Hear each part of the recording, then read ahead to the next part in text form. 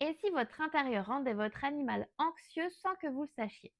Ça n'est pas une question rhétorique, c'est une réalité que je rencontre régulièrement dans mon travail de décoratrice et d'experte couleur. Des clients qui me parlent de leur animal qui gratte, qui tourne en rond, qui ne se pose jamais vraiment. Et quand on regarde l'espace, la réponse est souvent là, devant nous. Aujourd'hui, je vous explique exactement pourquoi votre intérieur a un impact direct sur le bien-être de votre chien ou de votre chat, comment ils perçoivent votre espace, ce qui peut les perturber et ce que vous pouvez faire pour ajuster sans tout repenser. Commençons par la base parce que c'est là que tout se joue. Vous et votre animal ne voyez pas le même intérieur, littéralement. Les chiens et les chats sont ce qu'on appelle des dichromates.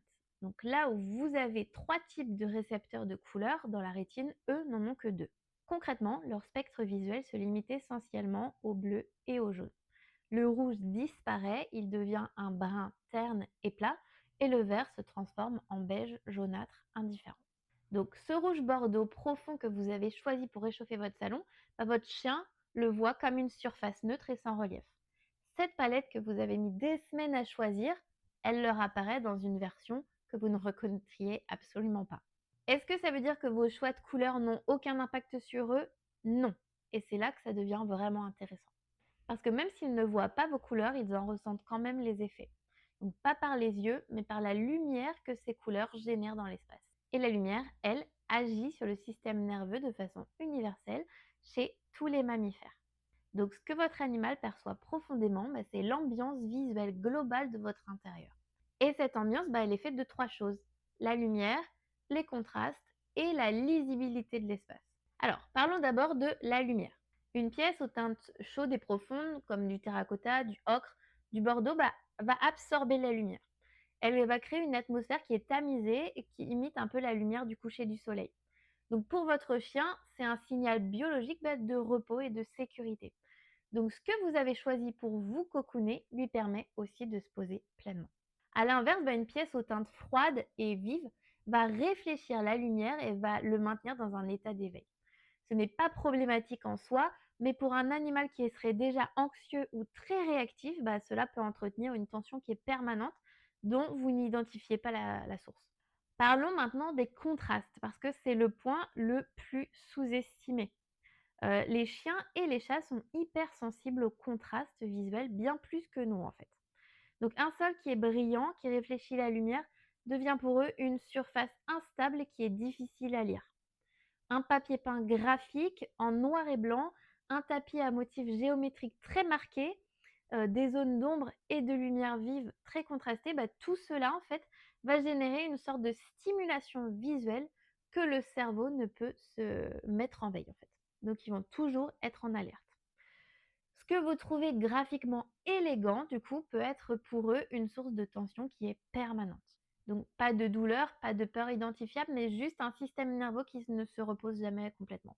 Bon, maintenant la bonne nouvelle, parce que oui, il y en a une, c'est qu'un intérieur qui apaise votre animal, c'est souvent exactement l'intérieur qui vous apaise vous aussi.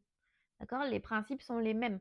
On va avoir des couleurs qui sont désaturées et profondes, une lumière un peu diffuse et cohérente, et une absence de stimulation visuelle excessive. Donc concrètement, voici ce que j'observe dans mes projets. Les espaces aux teintes absorbantes, des couleurs qui mangent la lumière plutôt que de la réfléchir, va créer une stabilité visuelle que l'animal perçoit immédiatement.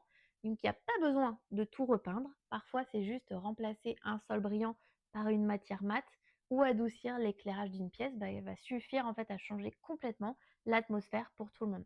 Parfois, juste mettre un tapis pour camoufler le sol réfléchissant, ça va suffire. Et puis, il y a ce geste très simple auquel presque personne ne pense, c'est de créer un coin visuellement enveloppant spécialement conçu pour votre animal.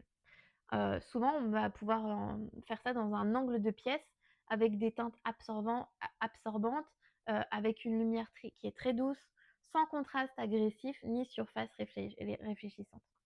En fait, c'est un espace où leur regard se pose sans être sollicité.